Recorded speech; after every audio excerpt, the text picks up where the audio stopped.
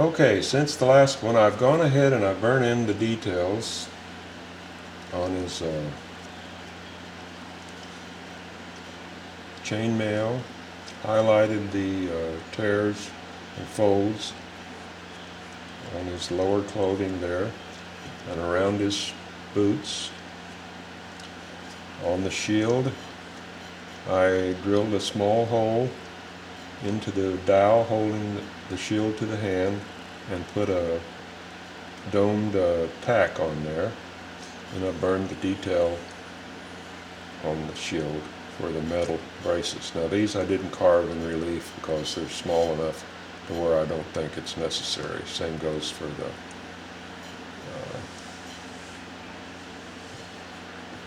center circles here. I carved a couple little epaulets which go on top his shoulders here. I still have to put an inner line on those, and they're held in place by a couple of small dome tacks right there. Now these dome tacks, you can find them on Crazy Crow Supply. It's an Indian supply house, sells all kinds of Native American materials. Let's see, I made my flag out of metal. Let me talk about that just a moment. Judy will zoom in here.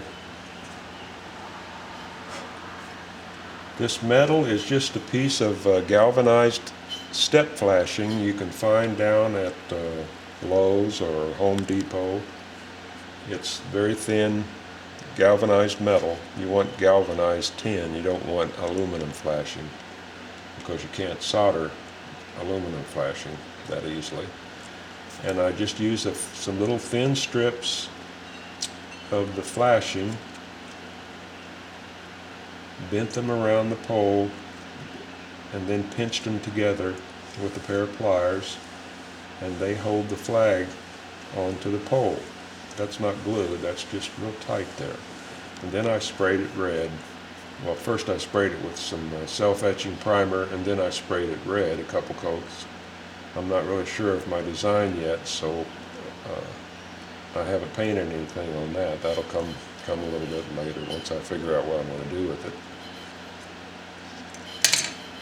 Let's see, oh yeah, I made my horns, which are very simple to make. Here's a couple extra horns blanks I made, and I'll talk about that in just a second. But one of the important things I want to show you here is on the horns, instead of using dowels, I used a 6-penny finishing nail and just cut off a couple small pieces, and then drilled a hole up into my horn and super glued this nail in there.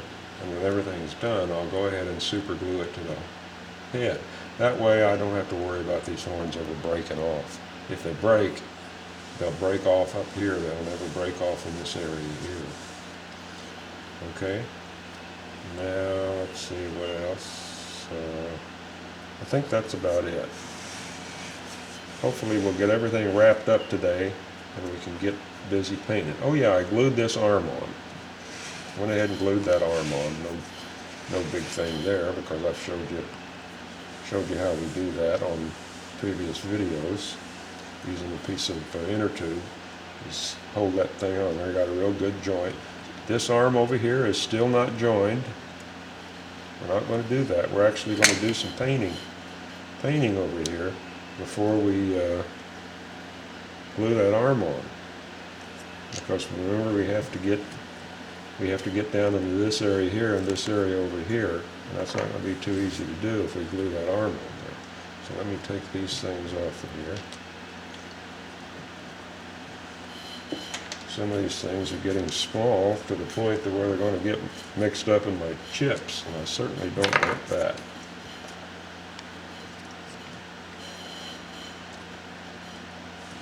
Got a little detail on my sword there. So he's just looking better and better. So now what I want to do is just briefly show you about the detailing on the beard.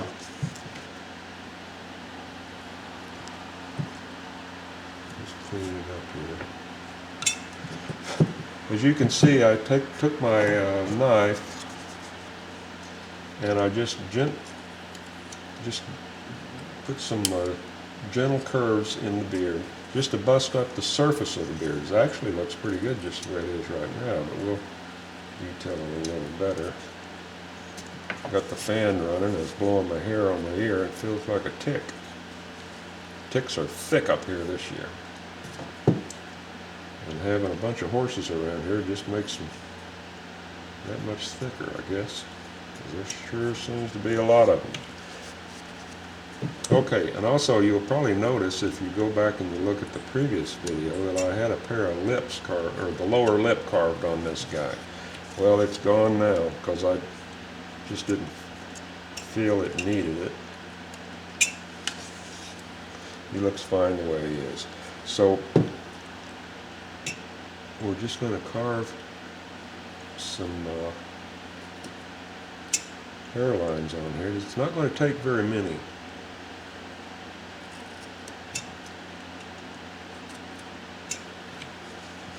See there, just that there gives the appearance of a beard.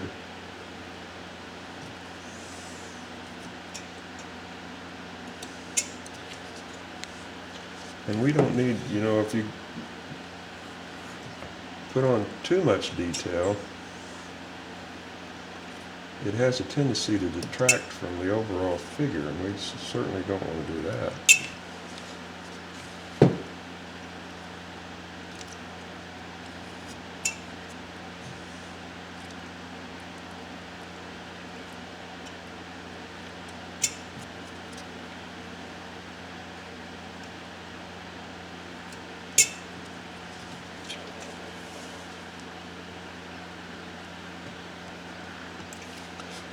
He's going to be jumping on me here for moving all over the place again.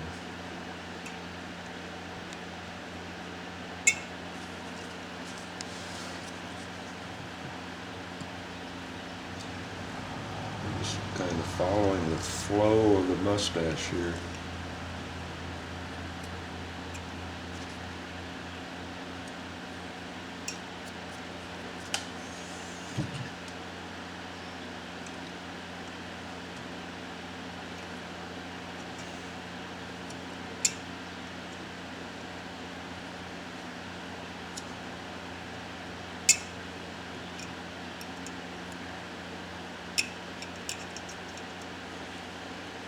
Normally when I'm doing this, I'm sitting over there by the window, and I got all kinds of light, and these lights around this location just aren't the greatest, and I can't see much.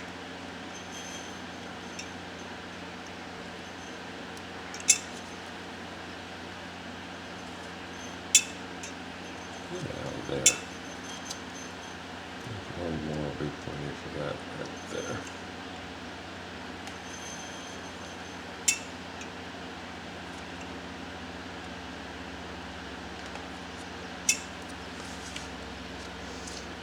Okay, so got that done.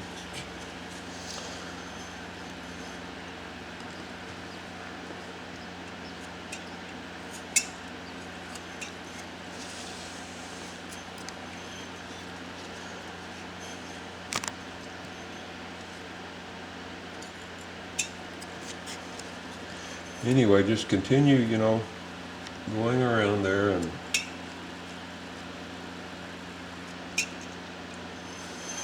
carving your hairlines.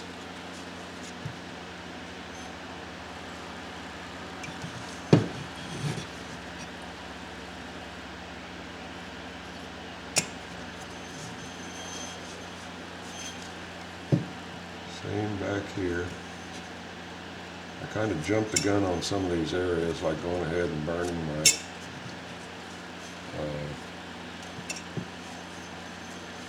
detailing on here, because I'm trying to get this thing finished, because it's been going on for quite a while. Anyway, you can see where I'm going here with all this here, so I don't need to spend that much time on it, because I've just shown you how to do that in the other videos. Okay? Now on the horns. Okay, the grain on the horns is running up and down with the point here. Now, knowing that, we know that we cannot carve in this direction on this side, and we cannot carve in this direction on this side. Now, if you remember that, I'll show you, well, I'll show you what happens. See there, see how my knife wants to follow down with the grain?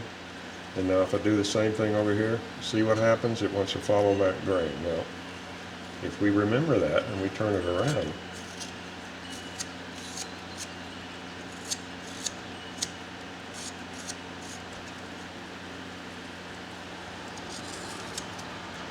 see how that just curves off in your favor?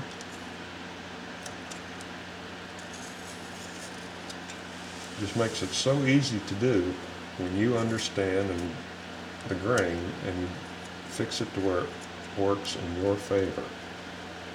See there, it just takes a second to make these horns, but you don't want to do that. You want to do this.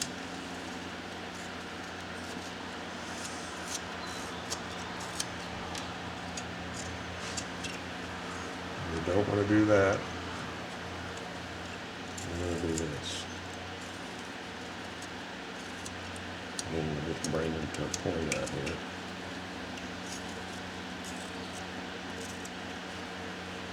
Comes off.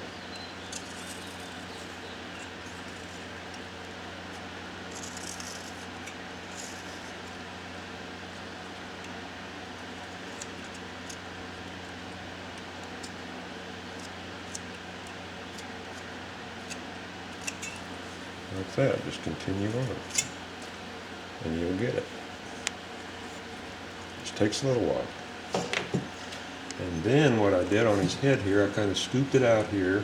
Where's my horn go? Kind of scooped it out on each side. I still have a little bit of work to do here, but eventually I'll get that down flat to where that space won't show, and then I'll go ahead and I'll glue those horns on. All right. And then the last step for this figure, which I'm not going to do right now, is to take him over to the flap sander and give him a good sanding, which I'll do after a while.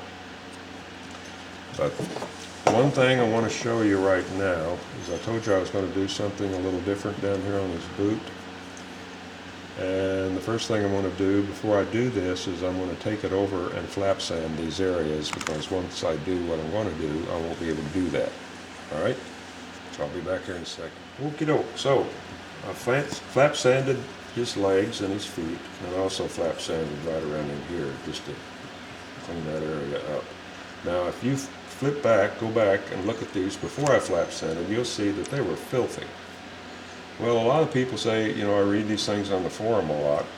Well, how do I clean my carving? And people take it over to the sink and soap and water and brush the thing. Well, I don't think you need to do that, especially if you have a flap sander around, because that flap sander, boy, put the polish to these things real quick. Because most of your dirt collects on the very edge up here. See it? There's a good indication of it right there. See how that dirt is there?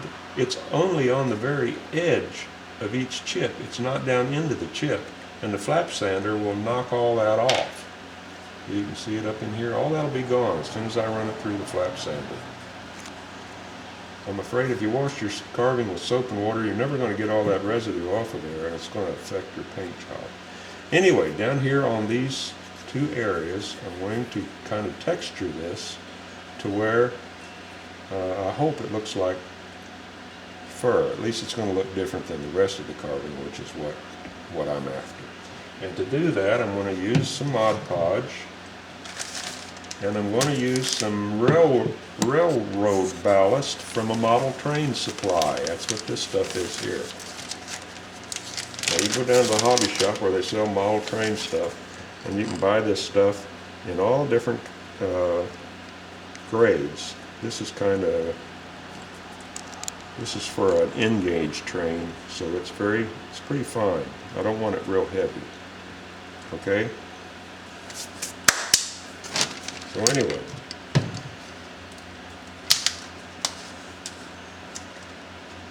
got my Mod Podge here. So what I'm going to do, hopefully there's enough in this cap to let me do this, is just brush this on here. I want a nice heavy coat.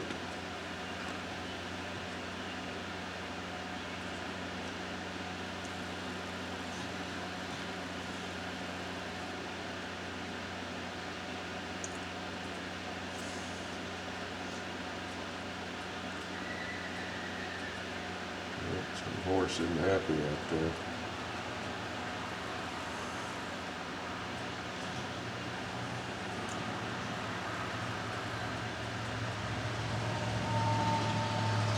I did this on that Buffalo Soldier bust I just carved here very recently to simulate his, dare I say the word, nappy hair. And it turned out just great. It really looked good, as proven by that piece's immediate sale. I like to goof around and do these things. It's always fun coming up with different ways of doing stuff. Okay, I'm not going to sit here and waste all your time painting all that. I'm going to get that off of there. Okay.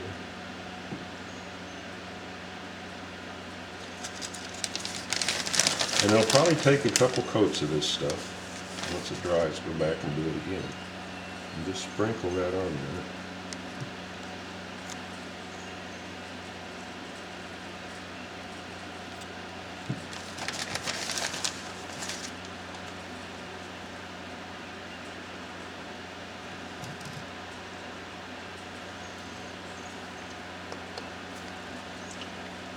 And like I say, it's going to take a couple of applications, but once you do that, you'll get a nice furry looking piece of wood, especially after it's painted. And I think it looks pretty neat. You can already see, just by the shadow down here, hopefully you can see that. See the little bumps and stuff coming off of it. It just looks neat. So maybe it's not fur, maybe he's got heavy felt pants on. But whatever, it makes your carving look neat because it's something different. And that's what we like. We like those different things. So anyway, I think that's going to pretty well wrap up the carving part of it. And like I say, you can get this stuff down in a hobby shop that sells model terrain equipment. Might even be able to find it in Hobby Lobby, someplace like that. I doubt it though, but I know you can find it in a hobby shop. And you can go to Woodland Scenics, WODLAND Scenics.com, and they sell it there too. So let's just look at it. Let's just put them together here real quick and see how we did compared to our drawing.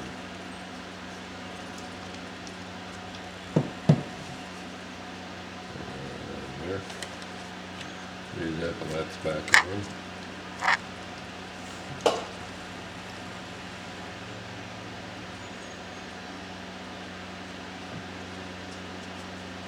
Make sure I get the right one in the right spot. There we go.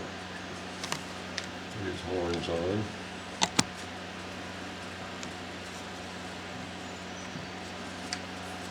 His sword. Dressing up for battle here, give him his flag.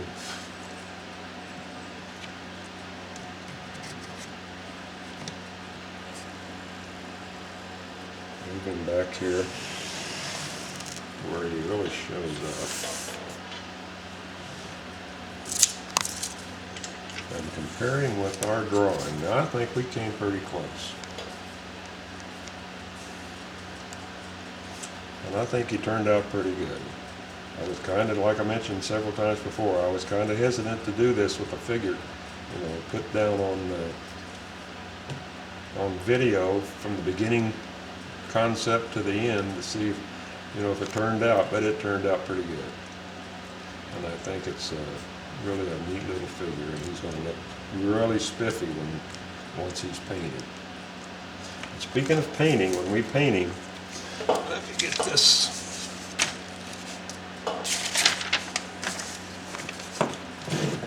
Here's that character, one of the characters from that movie, How to Train Your Dragon.